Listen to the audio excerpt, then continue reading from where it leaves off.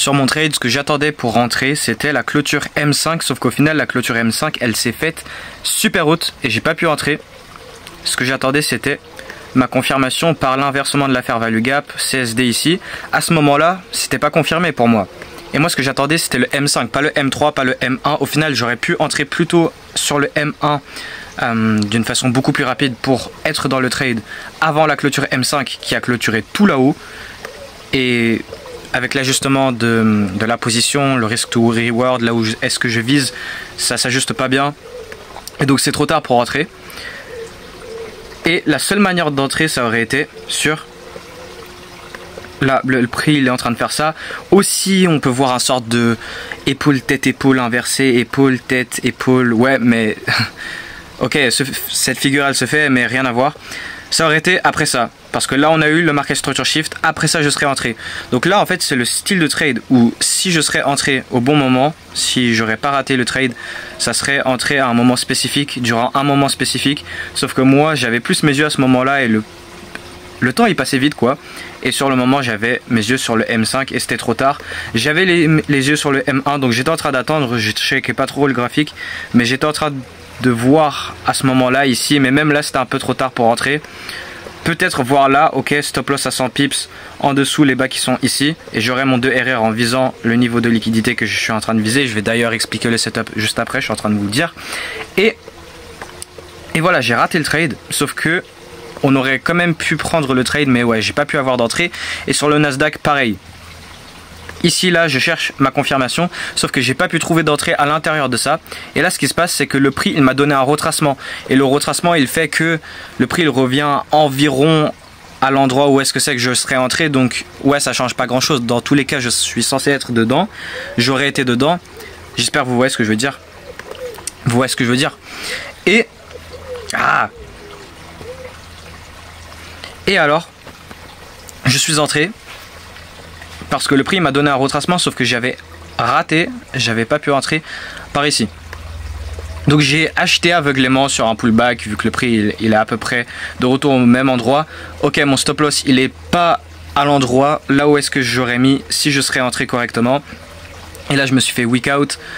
Et ensuite le prix il est parti, ça m'a fait ouais vas-y un peu le seum et tout quoi. Sauf que le prix dans tous les cas il aurait SL. Donc j'ai raté le trade, mais même si j'aurais pris le trade il aurait fini en perte. Et le Dow Jones pareil, je sais pas du tout ce qu'il est en train de faire, peut-être qu'il peut y aller. Mais ouais, les conditions du marché actuellement, vous voyez ce que je veux dire. Et alors pour le trade d'aujourd'hui, l'erreur c'est... ouais, comment vous expliquer ce trade? Parce que en réalité, j'ai l'impression d'avoir fait un truc mauvais, mais en même temps non. Parce que, en fait, je suis pas sûr, mais pour couvrir un peu tout, il y a juste à dire de ne...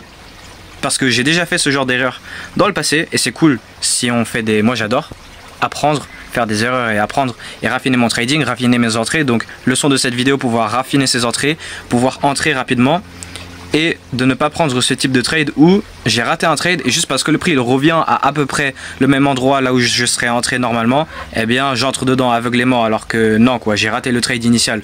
Alors ce qui se passait sur ce trade là, c'était que genre en mode écoutez, je suis un peu rassuré, c'est comme je me sens comme ça, regardez, là c'est vraiment un bordel psychologique. Je vous explique le setup après, de toute façon ceux qui connaissent mon modèle, vous savez très clairement pourquoi j'ai acheté. Voilà, ici on a sweep un niveau de liquidité, j'ai mon billet derrière, j'ai ma confirmation ici pour viser une liquidité opposée et une liquidité opposée. Très simple. Dow Jones pareil, on a sweep un niveau de liquidité par ici et ensuite on s'est inversé avec de la SMT divergence pour viser un niveau de liquidité opposé. Bref, je vous explique plus en détail le setup derrière, mais déjà rien que là vous voyez pourquoi est-ce que j'ai pris ce trade. J'ai juste à vous montrer le HTF. Mais donc ce que je disais, c'était que ah fuck, vraiment que comment dire, en vrai c'est drôle.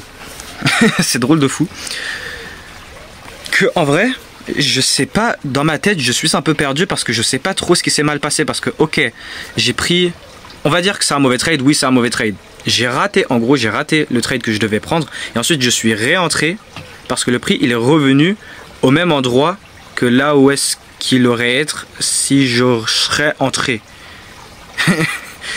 Et alors ça change pas grand chose, sauf que non, j'ai raté mon trade. Et ce qui est drôle, c'est que je me sens, c'est ce que je disais juste avant que je parte dans je ne sais quoi. Je disais que je me sens un peu rassuré. Du coup, mon SL initial il serait là, mon entrée il serait à peu près là.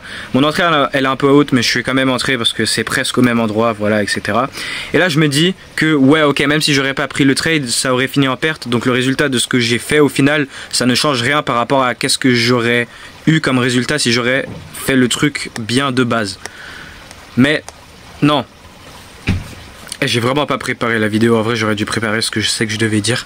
Mais voilà, vous comprenez l'erreur. Pour couvrir un peu le tout, même si même moi-même je comprends pas trop en vrai qu'est-ce qui s'est fait bien, parce qu'en même temps ça change pas grand chose, parce que je suis réentré, c'est presque pareil que le trade de base, mais en même temps c'est mauvais. Mais pour couvrir le tout, il y a juste à ne pas prendre ce genre de trade, il y a juste à pas faire ça quoi, c'est tout.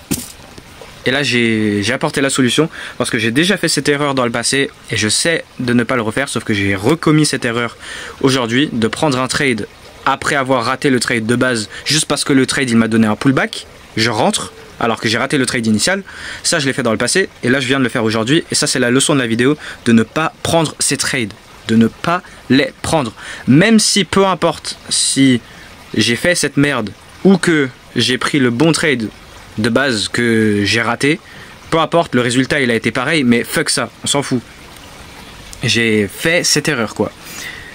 Et deuxième leçon qu'on peut prendre de cette journée, qu'on peut choper aujourd'hui, c'est d'améliorer ses entrées, parce que moi je dois vraiment améliorer mes entrées. Par exemple, le trade que j'ai pris la journée d'avant, elle était pas très bonne, mon entrée c'était pas bien, ok, super setup, mais je suis entré un peu haut, et ça fait que mon TP il doit être plus haut et mon stop loss un peu plus gros.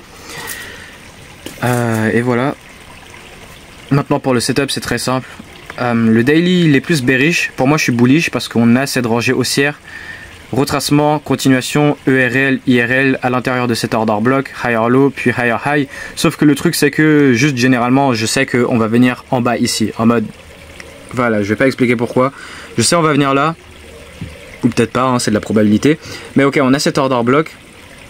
Toujours dans cette rangée haussière, sauf que le truc c'est qu'on retrace en premium, on respecte cette fair value gap en 4 heures, mais ça c'est pas trop l'important, c'est ce sweep de liquidité, c'est la réaction de ce sweep ici, ce sketchy low ici, qui s'est fait réagir par rejet de mèche. Et là il y a deux scénarios, ici on a cette rangée baissière, soit on retrace lower high pour ensuite continuer lower low, IRL vers ERL, market maker sell model, ou alors on fait un schéma ascendant. Que là on monte retracement, sauf qu'on échoue d'aller plus bas, on freine à partir d'ici. Ici il y a le bas de la session PM précédente, on est dans une order block, il y avait une sorte d'SMT aussi avec le S&P 500, et là on a une réaction pour potentiellement aller là ou là. Donc j'anticipe tous les différents scénarios, et là j'ai mon setup qui se forme, j'ai mon point d'intérêt, j'ai le billet que je viens de vous expliquer, et là derrière j'ai ma confirmation. Ma confirmation c'est que j'attendais plus, non pas le 15 minutes, mais le 15 minutes en tout cas il a bien confirmé.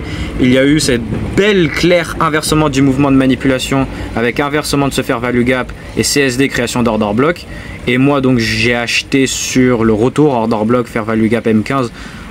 Bon en réalité j'ai acheté un peu tôt, c'était là, mais voilà, en tout cas mon entrée c'est pas sur le retracement pour ensuite s'y attendre à la continuation, ce qui est ce que le trade aurait dû faire. Donc là en fait au final c'est une de ces journées où j'ai pris un bon setup et le trade il a fini en perte. C'est une de ces journées comme ça, ok très bien.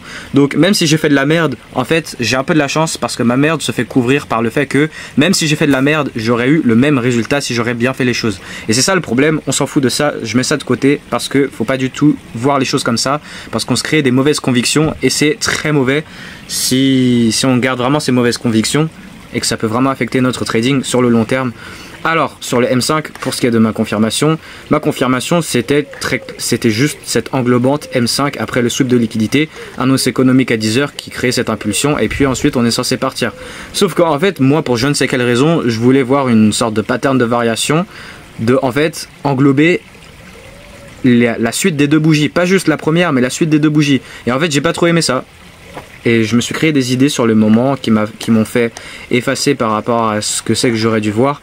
Et en fait, sur le M3, j'avais pas vu le M3, mais sur le M3, j'ai ma confirmation, CSD. Ok, et mon entrée, normalement, ça aurait été là. Et en plus, ça, c'est une bonne entrée. Mon stop loss au niveau du corps. Alors, voilà. Dans tous les cas, mon trade, il aurait SL. On n'est pas allé, même pas à la première cible. Et c'est ça le truc, même avec le trade initial, mon TP qui est à minimum 2 RR, il est même pas à 2 RR sur la première cible. Donc voilà quoi. Le bordel d'entrée un peu haut. Et sur l'US 30, très bon setup. Oh, c'est magnifique comme setup.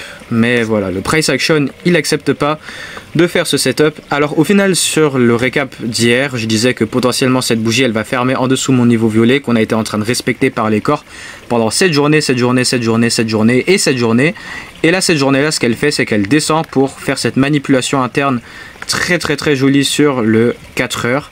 Cette manipulation interne, on a aussi cette génération de bas égaux. De bas quoi, on a un beau sweep de liquidité, de la SMT divergence avec le S&P 500 et donc entrer dans une fair value gap sur le daily avec billet que voilà, on monte, on retrace IRL vers ERL market maker buy model ou alors on continue plus bas. Moi j'ai le billet à ce que on a formé un all time high sur les indices et que au final on va faire un plus gros retracement, on va faire une plus grosse réaccumulation sur les temporalités les plus grandes en mode après toute la hausse qu'on a été en train de faire. Moi j'ai ce billet là mais je vais pas expliquer pourquoi est-ce que j'ai ça, mais sinon si on garde ce scénario que je viens de faire, et voilà, excellent setup. On est toujours en train de maintenir cette clôture daily, forcément elle n'est pas fermée, mais on est toujours en train de maintenir ce niveau violet qui est ma RB ici à gauche, mais en vrai ça on s'en fout. Comme PDA principal, on a sa fair value gap daily, sweep interne et SMT divergence pour ensuite monter liquidité à base résistance, liquidité à base résistance, liquidité à base résistance et liquidité de rangée externe de toute la baisse, ce côté de gauche du potentiel market maker buy model. Très bien, mais vraiment magnifique setup, c'est vraiment incroyable. En plus, belle clôture H1, c'est waouh, waouh. Et là le M15, parfait. Bon, elle a clôturé très haute, ok. Ça c'est le mouvement de manipulation. Et à partir de ce point là, mon setup il est prêt. Et mon t-shirt, en plus je porte le même t-shirt depuis plusieurs jours là, c'est une dinguerie. Mais il est propre, ça va. Je fais pas grand chose dans mes journées là vu que je suis de retour chez moi. Et je fais vraiment rien. Alors, moi maintenant dans mon modèle que je cherche, c'est l'inversement du mouvement de manipulation. Et moi ce que je cherchais c'était la clôture M5, sauf que moi à aucun moment j'étais complètement ignorant et forcément je pouvais pas savoir, mais du fait que la clôture M5 elle va clôturer tout, elle a fini par faire tout là-haut et moi je peux pas acheter là avec mon stop loss désiré en dessous la bougie et de viser un 2 RR. Genre j'ai pas mon 2 RR, forcément je peux pas entrer là, je sais même pas pourquoi j'explique ça, espèce de golemon, c'est logique. Donc ma seule entrée, ça aurait été avec la confirmation sur les temporalités plus petites qui indique en avance que le M5 il va clôturer comme je veux. C'est exactement la même chose que le trade recap précédent. Sauf que le trade recap précédent, voilà, j'ai attendu ma clôture M5. La clôture M5 elle était plutôt haute, mais elle était assez bonne pour pouvoir entrer quand même. Sauf qu'il y avait les confirmations sur les temporalités plus petites qu'on allait faire en avance, la confirmation que je cherche plus tard. Et là c'est ce qu'on a fait sur le 1 minute. Je serais entré sur cette bougie ou alors cette bougie et en fait j'étais devant le graphique au moment de cette bougie. En fait j'étais devant le graphique, j'ai vu ouais bon j'ai vu le price action, je voyais ce que ça se faisait au moment de la clôture de cette bougie et c'est ça vraiment le plus haut que j'aurais acheté. Et aujourd'hui vraiment on a fait 3 bougies qui font 130 pips, c'est une dinguerie. Et au final ce que j'aurais fait c'est que en fait le fait que de réentrer après un trade qui se fait rater, c'est uniquement si la réentrée représente aussi un setup. Et dans ce cas là, ici ce qu'on a fait le scénario d'une manipulation interne, toujours en respectant la fair value gap haussière. Et ici on re-CSD ici. Donc là ça serait mon entrée, sauf que encore une fois c'est un peu haut avec le paramétrage de ma position. Et là où est-ce que je sais que je cible, c'est bon, en vrai ça va, mais c'est quand même pas assez bon, donc j'aurais pas pris ce trade. Et au final, bon là le prix il fait pas grand chose, il pourrait aller au stop loss. Donc aujourd'hui j'ai merdé, ce que j'ai fait c'est que j'ai pris un trade après avoir raté mon trade. Et je l'ai pris parce que le prix il est revenu à environ le même endroit où est-ce que je serais entré initialement, avec le même paramétrage de la position. Au final, voilà, j'étais entré à un truc comme ça. Ici, on a une re-CSD, donc peut-être j'aurais pu entrer là après avoir respecté cette fair value gap et être dans la order block M15. Peut-être j'aurais pu entrer là, stop loss, voilà. Dans tous les cas, peu importe. Super bonne journée, mon modèle il est présent. C'est juste, il se passe que ça soit une de ces journées où mon modèle il touche le stop loss. Mais on ne peut pas utiliser ce fait là pour couvrir ma merde. Ok, même si j'ai fait cette merde, c'est pas grave, même si j'aurais pris le trade initial, ça aurait stop loss. Non, c'est des mauvaises convictions. Donc, pour couvrir et faire la conclusion de la vidéo, c'est une dinguerie, 16 minutes, je vais péter mon cas, 16 minutes. Tu te rends compte ce que c'est 16 minutes pour expliquer ce que je suis en train d'expliquer? En plus, je suis sûr, je me rends même pas compte, mais je me répète.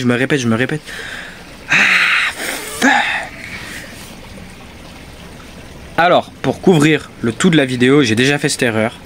Et je l'ai refait aujourd'hui. Et forcément, j'adore en vrai faire des erreurs parce que ça me fait des leçons, j'apprends des leçons et je raffine mon trading pour devenir meilleur. Et donc, pour couvrir tout ce qui s'est passé aujourd'hui, la conclusion, c'est de ne pas prendre ce type de trade. De ne pas prendre ces trades. De réentrer, d'entrer. C'est pas vraiment du FOMO, oublions tout ça, mais d'entrer après avoir raté mon setup. J'ai raté un trade et juste parce que le prix le revient au même endroit à peu près où est-ce que c'est que je serais entré. Donc imaginons, je sais pas moi, je serais entré ici avec stop loss là, ici, là.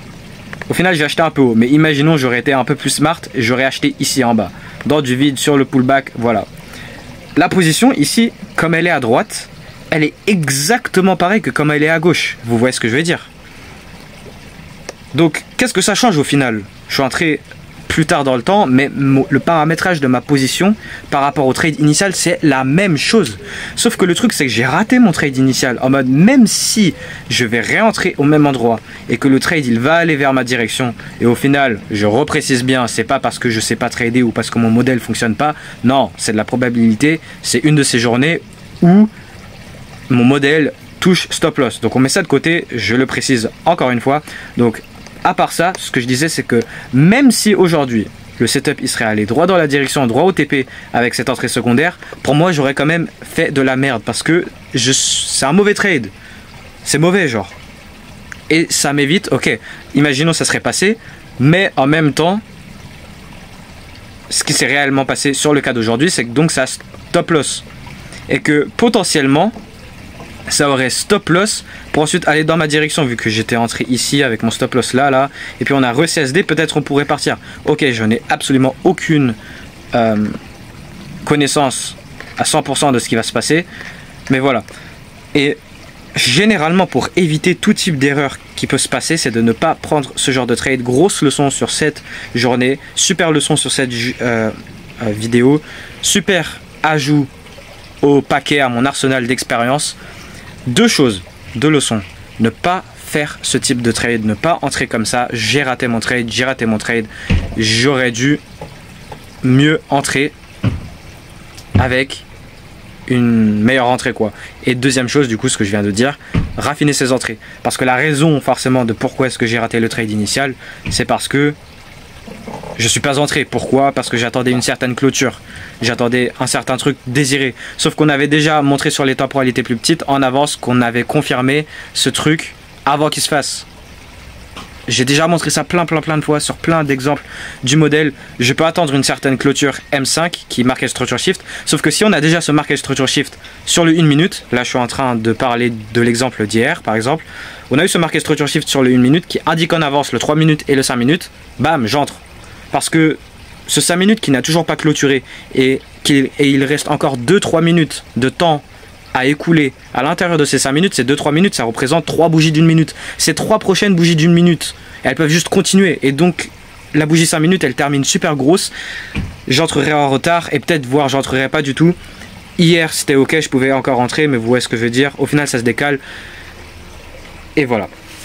En vrai, c'est super. C'est juste aberrant de faire des vidéos de 20 minutes pour ça. Genre, vraiment, si vraiment il y en a qui regardent mes vidéos, déjà en fait je fais ça principalement pour moi, mais je fais ces trade recap pour ajouter sur ma chaîne tous les exemples de mon modèle ATM, tous les exemples de tous les trades que je prends et vous montrer les trades que je prends tout simplement, faire comme les autres aussi, faire comme les autres gens qui avec leur modèle qui font des récaps de trade quoi. Sauf que la différence avec moi c'est que moi je suis un golemon à faire des vidéos qui durent 20 minutes, sauf qu'en tout cas je dis tout, j'explique une dinguerie. C'est vraiment fou la valeur qu'on peut voir, qu'on peut avoir dans nos vidéos. Et en ce moment aussi, attends, dernier petit truc, je vais encore faire durer la vidéo encore plus longtemps. Dernier petit truc, j'oublie de parler des profils de marché en ce moment. Mais donc on a un profil AMD sur le cycle AM, le cycle de 7h à 8h30 accumulation, le cycle de 8h30 à 10h manipulation et le cycle de 10h à 11h30 normalement qui serait la distribution pour venir chercher là-haut et là-haut. Bon, c'est une de ces journées, encore une fois je me répète, c'est une de ces journées où mon modèle touche stop loss. Pareil ici, accumulation, manipulation, distribution par rapport accumulation premier cycle, manipulation deuxième cycle et distribution ici à partir de 10h pour aller à 11h30. Au final non. Et là pour être franc, imaginons si j'aurais pris, imaginons j'aurais pas raté le trade sur l'US30, là je sortirais au break-even parce que ça là, non. Allez, je vais arrêter la vidéo. En tout cas, une chose est sûre, c'est que les récaps de trade actuels, il y a un paquet d'expérience, il y a un paquet de bordel pour pouvoir, en mode, pas que moi-même, mais pour, imaginons vous là, vous tradez mon modèle aussi, vous gagnez les leçons, genre sans les produire vous-même, peut-être vous les produisez, peut-être vous avez fait la même merde qu'aujourd'hui, mais fuck ça, encore une fois je dévie. Imaginons, genre, voilà, je suis en train de montrer un bordel d'expérience, une leçon à apprendre pour ne pas le faire sans même le produire soi-même, genre. En vrai, c'est une dinguerie. Moi, je me plains énormément, là, vraiment, je suis en train de rager dans ma tête pour le fait que ma vidéo soit tellement longue. Et pareil pour mes autres trades récap récemment, là. Mais c'est que j'explique vraiment tout. Et c'est bien, en vrai. Donc, je vais arrêter cette vidéo, je vous ai tout expliqué. La conclusion, c'est de ne pas prendre ce type de trade, c'est fini, c'est basta, j'ai déjà fait cette erreur et je me suis dit à ce moment là en plus, ah, ne plus le refaire, et là je l'ai fait aujourd'hui. Donc ne plus les faire et améliorer ses entrées. Deux leçons d'aujourd'hui, très bien expliquées, même si je peux parler n'importe comment, dans ma tête là, j'étais au, je sais pas, je prenais mon goûter, j'étais aux toilettes, j'étais en train de réfléchir à cette vidéo, à ce trade récap avant de le faire, et pour moi genre ça allait durer 4 minutes, j'allais trop bien expliquer, etc. Ouais, au final, ça donne ça, mais voilà. On se voit à la prochaine trade et salut.